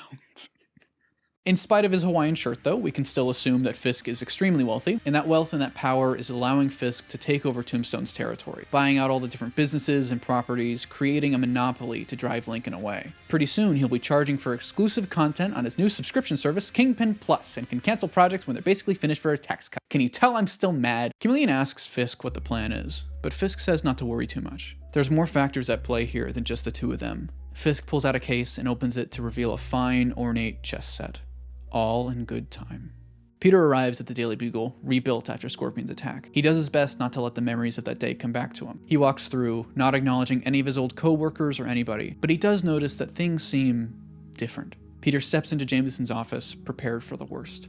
Jonah welcomes Peter in. He says that they were going through some old paperwork and he noticed that Peter never got sent his paycheck for the last month he worked there. Technically, he's not supposed to be doing this. Things are kind of tight right now with the construction and the rebranding, but Jonah knew it was the right thing to do. He knows it's not much, but they're trying their best to be better here. Peter's taken aback by how nice Jonah is. Jameson tells Peter that he misses having him around. He knows he didn't show it very often, but he really respected Peter and he wishes he could have stayed longer. The Daily Bugle is undergoing a massive restructuring. The piece about Tombstone ended up sparking a lot of hope in Jonah and the rest of the team, changing from the tabloid bullshit that it used to be into real and genuine journalism. And after 2 years, Jonah's finally stepping down as editor-in-chief. He says that his replacement is even the father of one of Peter's friends, Robbie Robertson. Robertson has a history with Tombstone, so Jonah trusts that he won't hold back. The Bugle's hurt a lot of people, and Jonah wasn't able to see it until it was too late, but he's doing his best to fix things, and that's all he can do. That's the one thing he can control. Peter's quiet. The one thing he can control. Before Peter leaves, Jonah asks a favor. He pulls out a piece of paper and writes down an address on it. If Peter is at all free on Thursday, if he could just drop by that address, that would really mean a lot. Peter takes the paper and puts it in his pocket. We cut to Daredevil and Felicia in Fogwell's gym. The door opens and Peter steps in. All right. One last time.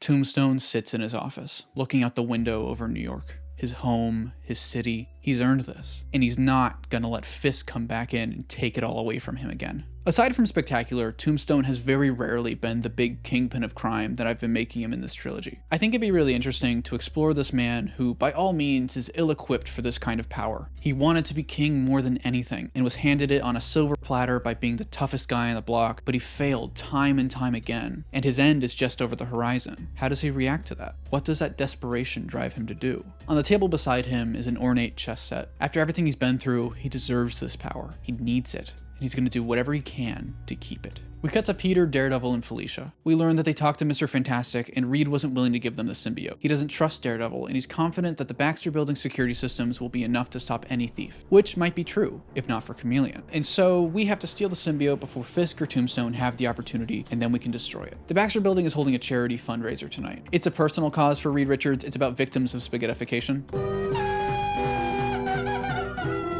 I'm sorry, I couldn't help myself. And it's the best chance they have on getting into the building and taking the symbiote. The best part? It's a costume party. Daredevil goes to the store and brings them each different costumes they can wear as disguises, and he hands Peter a crappy Spider-Man Halloween mask. Maybe there could be like a joke about how Matt didn't recognize that it was a Spider-Man mask.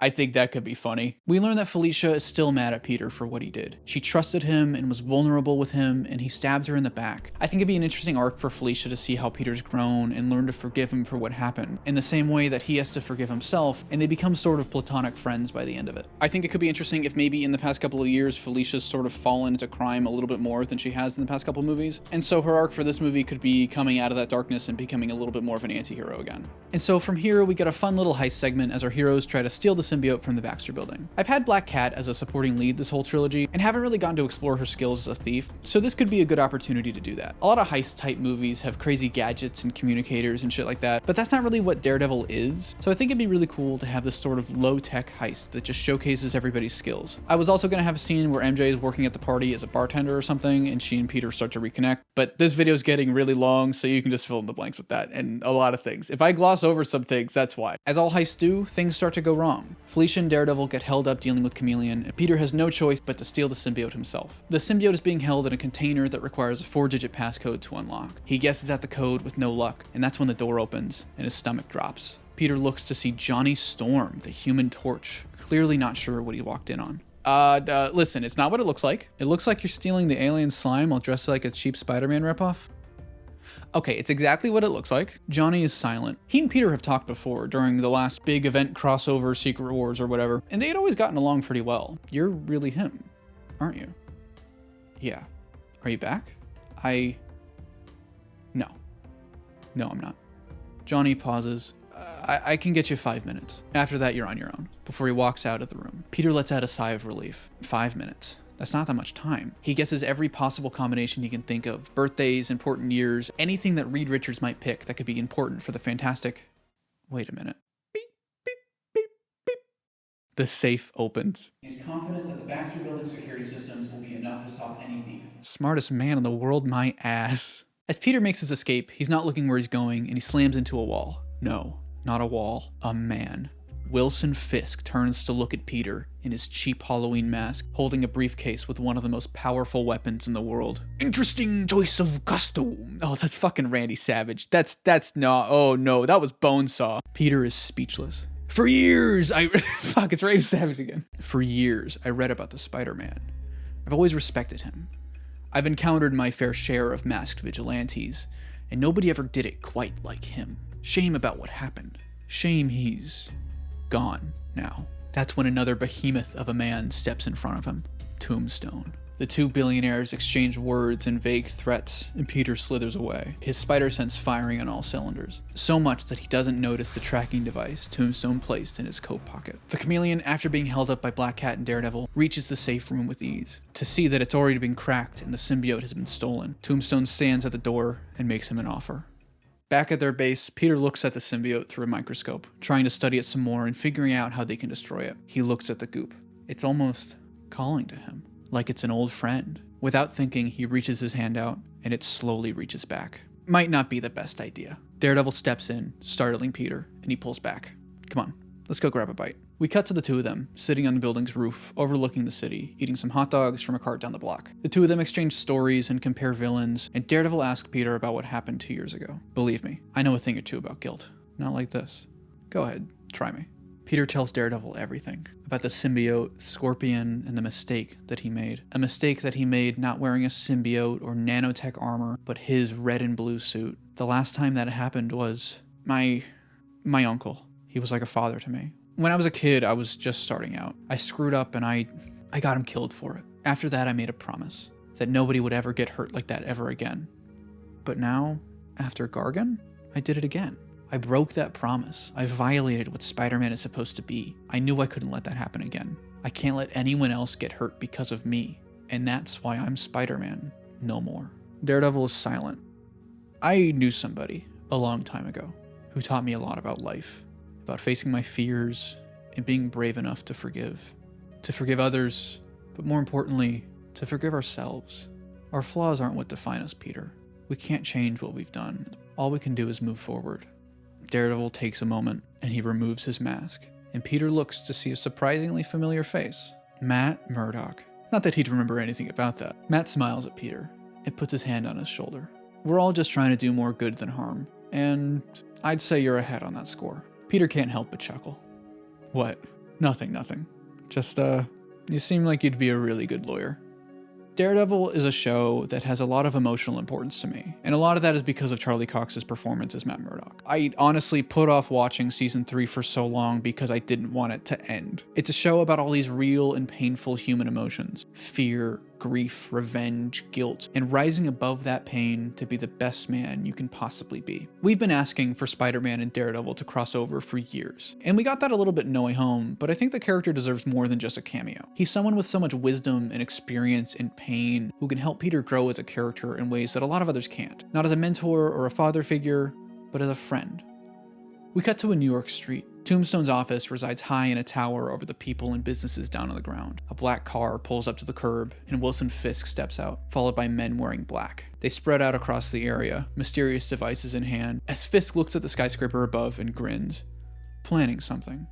Some time passes and Peter runs some more tests on the symbiote. He's found that sound, heat, and other vibrations seem to hurt it, but he needs to do more research. That's when Felicia steps in. She says that she knows a guy who might have the resources they need to take care of this thing. Peter hands her the case with the suit before his eyes widen, and his spider sense sets off 1,000 alarms in his head. Peter shoots a web at Felicia, pinning her hand to the wall. Realizing it at the same time, Matt grabs his billy club and holds it against her throat. The two of them are silent. Oh, you are good. Felicia laughs as her face changes into the chameleon.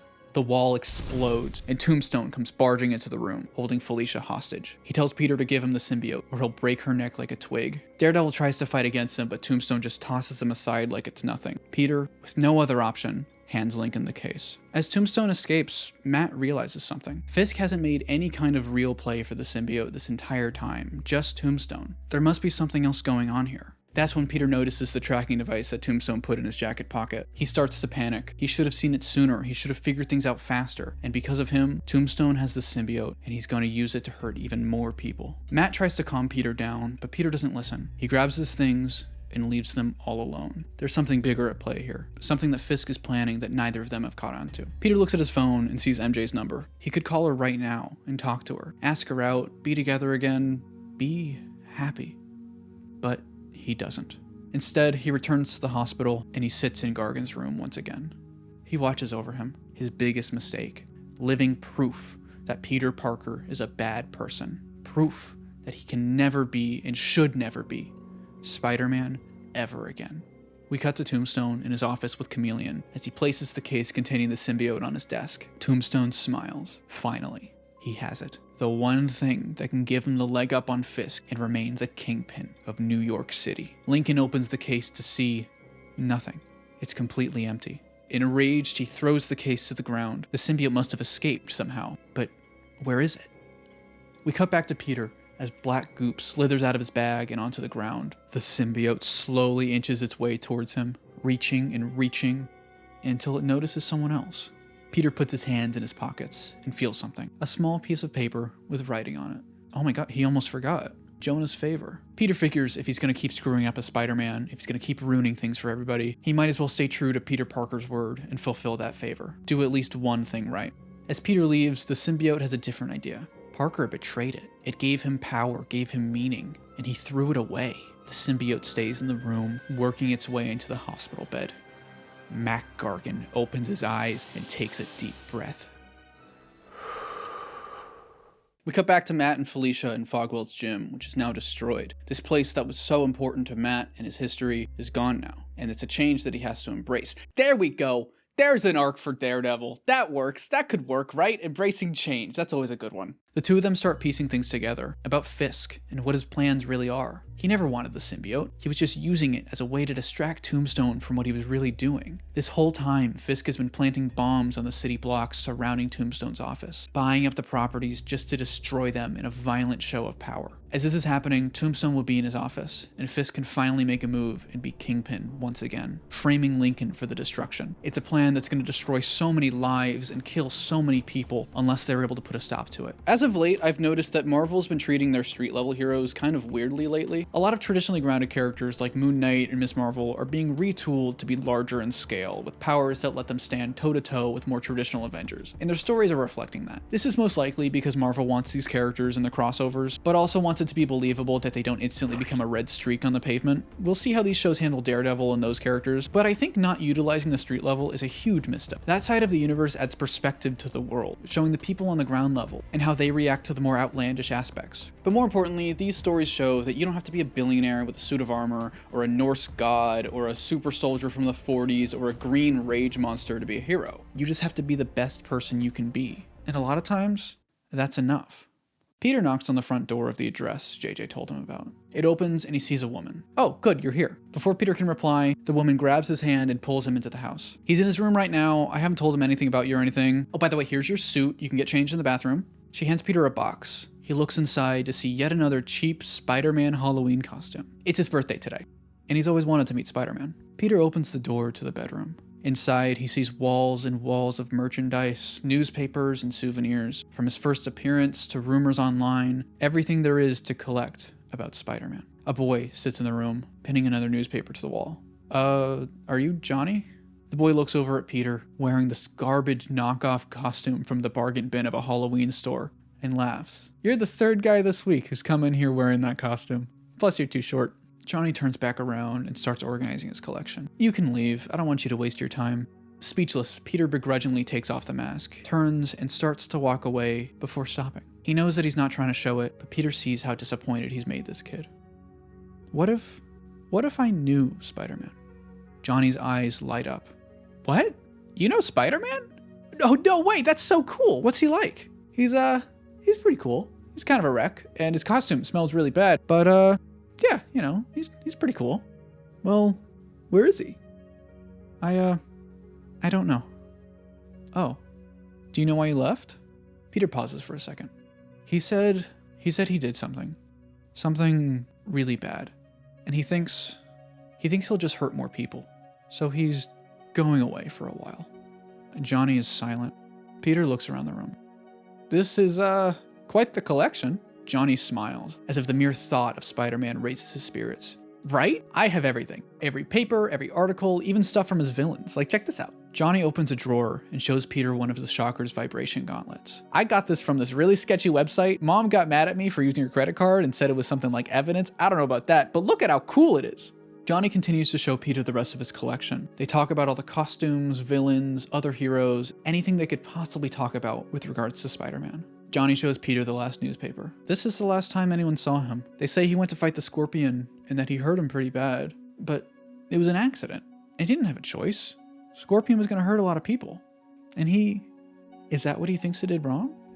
I don't know. Peter is silent. He thinks about that night. He thinks about what it was like to hold that pipe in his hand, all of that anger, all of that rage, what he did. Tears start to well in his eyes. Johnny, do you forgive Spider-Man for what he did? Yeah, of course. Spider-Man's the best. He just made a mistake, but he's not a bad person for it or anything. What would you say to Spider-Man if he were here right now?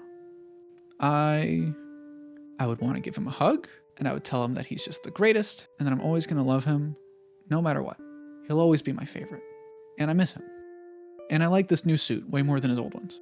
Johnny looks to see Peter, tears rolling down his face, but smiling. Are you okay? Yeah, sorry. You're a really smart kid. You know that? Tombstone sits in his office, alone. He's failed. He's lost the symbiote. He's lost his money, his supporters. Everything's been taken from him. He's nothing now. That's when he hears a voice. Long time no see, boss. Mac Gargan steps out of the shadows, completely healthy. Gargan? You're awake? Oh, I'm more than awake. We're better than ever. The monster grabs Tombstone by the throat. They say they should kill Tombstone for what he did. He used Gargan and left them to rot. But Tombstone, with his last ounce of breath, says that the three of them, can make a deal. They all have something in common, after all.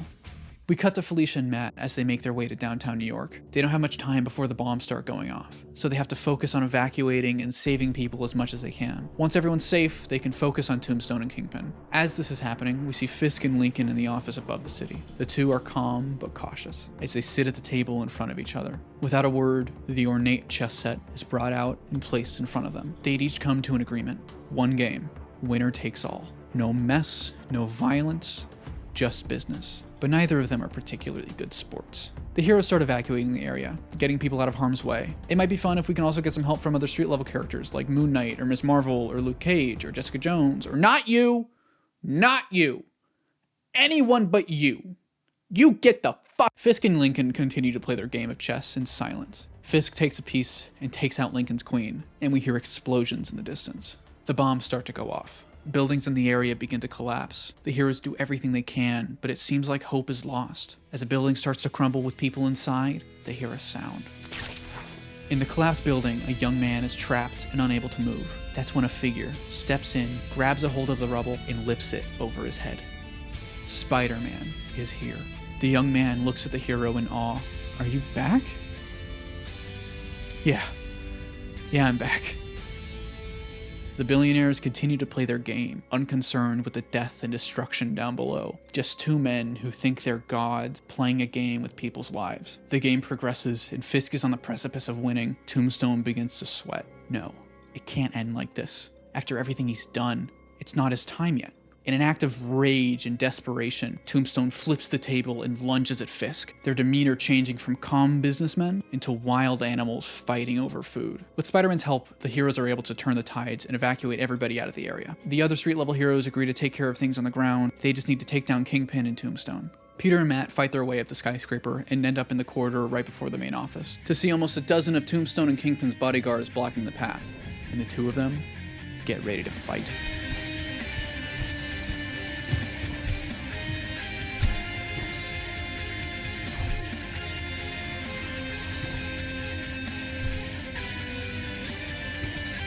Can you tell I tried learning Blender for this one? Is it obvious? Tombstone and Kingpin continue to fight in the office, trading blow after blow, throwing each other through marble and stone walls. That desperation, the anger, it's all coming out in this battle. Spider-Man and Daredevil break down the doors and put a stop to the fight. The crime lords look at each other and pause their fight to take care of the costume freaks. The two split up, Daredevil taking on Kingpin and Peter fighting Tombstone. Fisk and Matt have some dialogue together. Again, I don't know where they're gonna be at after their new shows. Maybe Kingpin talks about the McRib, who knows? Mr. Murdoch, when I was a boy, the McRib was available year-round.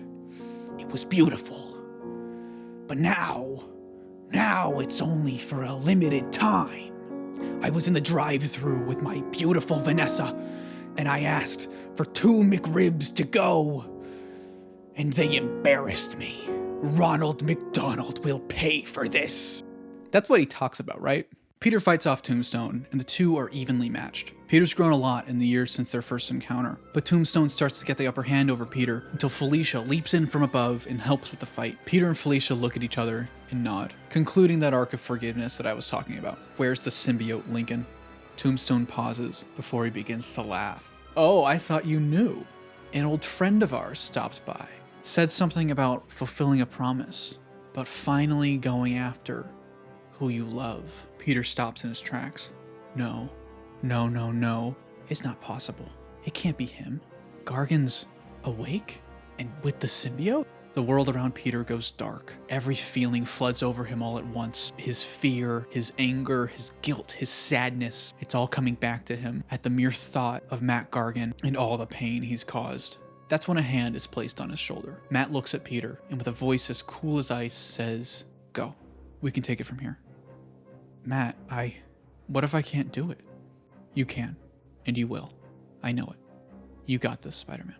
Peter leaps out the window and begins to swing through the city. Someone he loves, but who could that mean? Felicia's dealing with Tombstone, and there's no way Gargan knows about MJ being in town, and it's surely not Harry.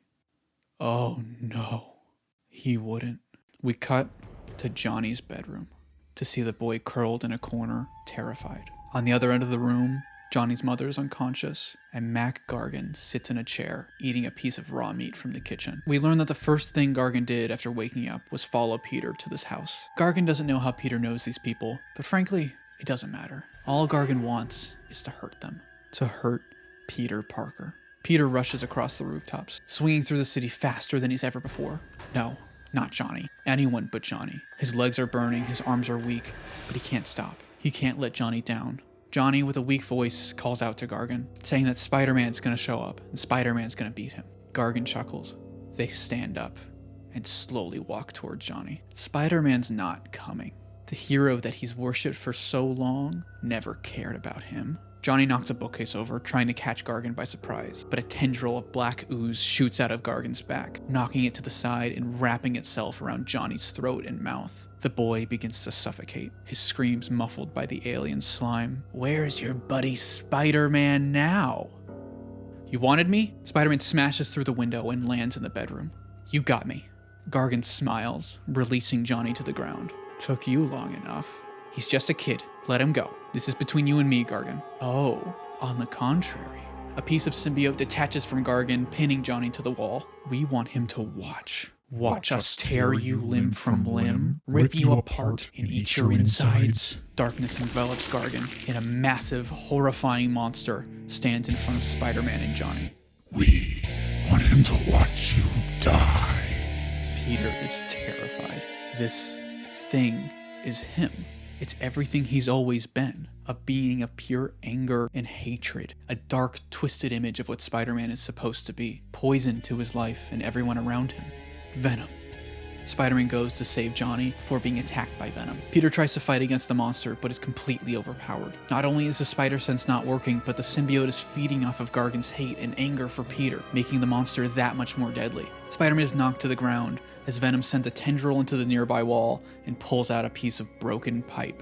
Venom laughs as they slam the pipe into Peter's body with a thunderous crack. Again and again. Over and over and over again. Until Spider-Man's body lies still and motionless. Peter changes out of the Halloween costume and returns it to Johnny's mom. That's when he sees a familiar face. J. Jonah Jameson. He's a good kid, right? Yeah, he really is. My little John Jameson. You know, he wants to be an astronaut. I've never been prouder. Peter pauses. Why did you have me come here? JJ hesitates. I wanted you to see something. I know I haven't been the greatest guy in the world. I've made a lot of mistakes, got a lot of people hurt. I was so angry after my wife's death, and I blamed it on everyone else but myself. Spider-Man, mostly. And then what happened? And then I met Joan. Jonah looks to Johnny's mother. She is the best thing that's ever happened to me. She came in, helped me raise Johnny. The two of them have made me a new man. That's great, Mr. Jameson, but that doesn't answer your question. I know, I'm getting there. It's just, Johnny, he's not doing well. Cancer. We caught it last summer. Since then, the doctor said it was only a matter of time, but he's still here, still with us, because of Spider-Man. Thinking of Spider-Man is the one thing that's keeping him going. The one thing that gives him hope. He needs that symbol. He needs that hero. Jonah hands Peter a box. You gave me this a long time ago, and I think it's time I give it back for Johnny. Peter opens the box to see a fabric of striking red and shining blue. A costume. His costume. The real one. He looks up at JJ. How did you know? Jameson smirks. Listen, kid, I'm not as dumb as I look. Peter smiles, tears in his eyes. He wraps his arms around Jameson in a hug. Welcome back, Spider-Man. Peter opens his eyes. His heart's pounding. His bones are broken. Venom slams the pipe into Peter again and again with no remorse. But Peter won't give up. He can't. Peter shoots out his hand and catches the pipe. For his city, he slowly begins to stand up, fighting back against the strength of the monster. For his friends, Peter cries out, tears in his eyes. For Johnny, Peter crushes the pipe in his hand and punches at Venom, sending them flying back into the wall. With Venom stunned, Peter grabs a hold of something to his right. Venom lunges at Spider-Man, who holds out Shocker's glove and sends a shockwave right at the monster. Venom screams as the symbiote is being killed by the vibrations. It begins to leave Gargan and attempts to slither away, but Peter keeps blasting it until the hate is no more. Gargan, with all of his remaining strength, tries to throw a punch at Peter, who webs his arms and legs to the wall, incapacitating him without hurting him. At the same time, we see that Matt and Felicia are getting the upper hand over their opponents as well, and are able to take them down once and for all. Peter checks on Johnny, freeing him from the wall, making sure he's safe. He's a little banged up, but he's gonna be fine. Everything's going to be fine. As Tombstone and Fisk are taken into custody, Matt can't help but wonder something. Someone must have tipped off Fisk and Tombstone about the symbiote, given them the idea. Who set all of this into motion? Is there another player at work here? We cut to Rikers Island prison at night, a few weeks later, where we see Tombstone sitting in a cell, awaiting his trial. A guard walks up to his cell and stops. Before Tombstone can ask what's going on, a vibranium bullet is sent straight into his skull, killing him instantly. The chameleon smiles before walking away without a trace. Cut back to Tombstone's old office that same night as Chameleon returns from the prison. A shadowy figure is sitting in the chair in front of him, the new kingpin of crime. It's done. No loose ends. The figure chuckles. Good, good. He turns in his chair, and we see a man wearing a suit of armor and the mask of a goblin. Now the real fun can begin. We cut to 6 months later. Peter sits on a park bench, watching the sun rise over the city. Over his city. Is the seat taken? Peter looks up to see J. Jonah Jameson and smiles. You know I've always got room for a friend. Jameson sits down next to Peter. The two of them watch the sunrise and just talk. Johnny is doing better. By this time next year, he'll be 100% cancer-free. The doctors think it's some kind of miracle. Jonah asks about Peter and how he's been doing. We show Peter ringing a doorbell, holding flowers. MJ Watson opens the door and smiles. I think I'm happy. I mentioned before about the debate among Spider-Man fans about whether or not Peter Parker should be allowed to be happy. It seems like a simple question. You'd think that the fans of this character would want to see him thrive, but it's a little bit more complicated than that. Spider-Man as a character is about enduring everything life has to throw at you, the good and the bad, getting knocked down time and time again, and no matter what, getting back up to keep fighting and to keep trying to be the best person you can be. And so when his life is going great, when he doesn't face that hardship, it doesn't feel like the character and it can feel empty. But at the same time, if there's never that moment of relief and the character is essentially just a tragedy, then what's the point? And so the key to Spider-Man, in my opinion, is to throw everything at him, the good and the bad. His friends hate him, his family doesn't trust him, he can't keep a girlfriend, he can't pay rent. Every possible thing to knock this character flat on his ass to the degree that no reasonable person should endure. But then, there's one moment. One glimmer of light at the end of the tunnel that makes it all worth it. Because then, after everything he's been through, after all the pain and loss and tragedy in his life, when Peter Parker gets knocked down, it makes it all the more special when he gets back up again. We cut to Spider-Man swinging under the glow of the rising sun. He swings low, close to the ground, and the people in the street call out to him, cheer for him, glad to have Spider-Man back. Oh, I've got to get going. First day and all. By the way, tell Joan I said thank you. For the millionth time, thank you. Jameson laughs. She does know how to pull a few strings. Still don't know why you're doing this instead of that fancy gig you had with Oscorp. I don't know. I think this is where I'm meant to be. My name is Mr. Parker. Peter writes his name on the blackboard and turns to face the classroom. And I'm your new science teacher. A young man runs into the classroom. You're late, Mr. Peter looks at his attendance sheet. Morales? Miles Morales, out of breath, says, Right, sorry, won't happen again. But you know, they say time is relative, so. Peter does his best not to laugh, and then he feels something, his spider sense, warning him about something. No, not a warning. He looks at this boy, Miles, and he can see that he feels it too. There's something familiar. What the fuck? The goal of this whole made-up trilogy has been to get the character from point A to point B. That journey of self-discovery is really important to me and really important to the character, and it almost justifies this whole 6-month-long project that's basically just glorified fanfiction. Spider-Man has always been a relatable character. Since his inception, he's been meant to serve as a stand-in for readers who felt they didn't fit in, to simply reach out and say, we get it. These are stories that people from all different backgrounds, genders, ethnicities, sexualities, disabilities, all walks of life can find something special and human that relates to them and their struggles. And that's why the character needs that light. That's why he needs to find love or make a friend or have a family or even just be given a slice of chocolate cake. Because the person reading his stories, watching his movies, playing his games, or watching reruns of his cartoons on a Saturday afternoon, they might be going through that same exact pain and same exact darkness in their life. And they need to be reminded that there is light at the end of the tunnel, that they can keep getting back up. There's one thing above all else Spider-Man is supposed to represent. And I hope that you figured it out. Oh, kept you waiting on this one. You see why it took so long? This is a long video. This is a big video. I know I've left some sequel baiting and open mysteries in this, but I don't know if I plan on making a fourth part to this or a next trilogy. I think that's a little too much. That's a little too far into the future for my liking.